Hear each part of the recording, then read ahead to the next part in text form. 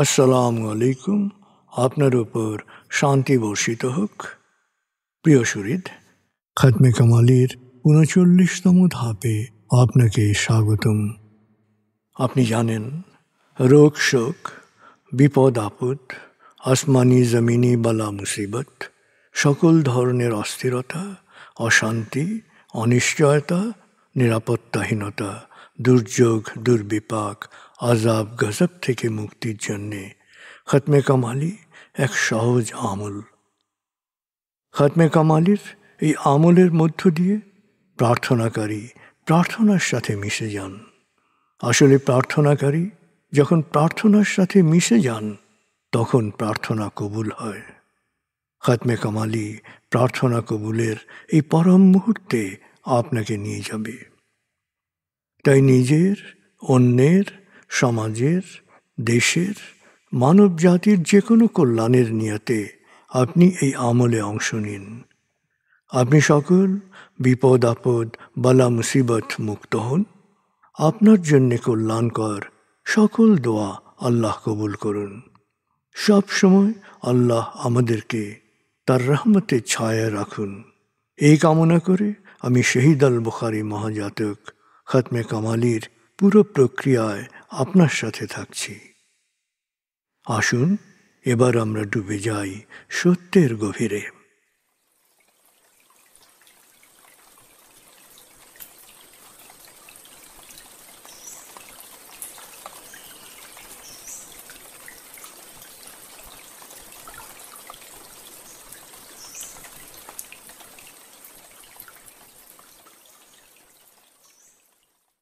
হে আল্লাহ, বিতাড়িত শয়তান থেকে আমি তোমার আশ্রয় প্রার্থনা করছি।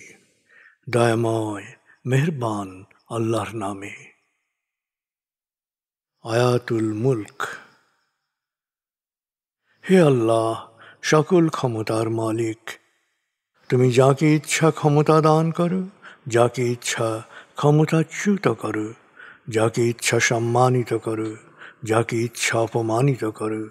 তুমি সর্বশক্তিমান, সকল কল্যাণ ও মঙ্গলের আধার। তুমি দিনকে ছোট করে বড় করো রাত, আবার রাতকে ছোট করে বড় করো দিন। তুমি প্রাণহীনে দাও প্রাণ, আর প্রাণবন্তকে করো প্রাণহীন। তুমি যাকে চাও বেহিসাব রিজিক দান করো। সূরা আলে ইমরান আয়াত ২৬-২৭। আয়াতুল কুরসি। আল্লাহ ছাড়া কোনো উপাস্য নেই। তিনি শাশ্বত, চিরঞ্জীব, বিশ্ব প্রকৃতির সর্বসত্তার ধারক। তিনি তন্দ্রা নিদ্রাহীন, সদা সজাগ, মহাকাশ ও পৃথিবীর সব কিছুর মালিক। তার সদয় অনুমতি ছাড়া তার কাছে সুপারিশ করার সাধ্য কারো নেই। দৃশ্যমান বা দৃশ্য, অতীত বা ভবিষ্যৎ, সৃষ্টির সব কিছুই তিনি জানেন। তিনি যতটুকু জানাবেন এর বাইরে তার জ্ঞানের সীমানা সম্পর্কে ধারণা করা কারো পক্ষেই সম্ভব নয়। তার আসন, তার কর্তৃত্ব পৃথিবী ও নভমণ্ডলের সর্বত্র বিস্তৃত, আর তার সংরক্ষণে তিনি অক্লান্ত। তিনি সর্বোচ্চ, সুমহান। সূরা বাকারা আয়াত ২৫৫।